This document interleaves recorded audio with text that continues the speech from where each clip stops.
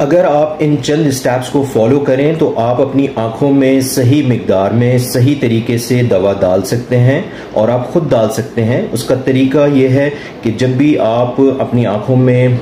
dropper के ज़रिए दवा डालेंगे तो अपने हाथों को साबुन और पानी से अच्छी तरीके से धोइए, सही कंफर्टेबल पोजीशन में बैठ जाइए और अपने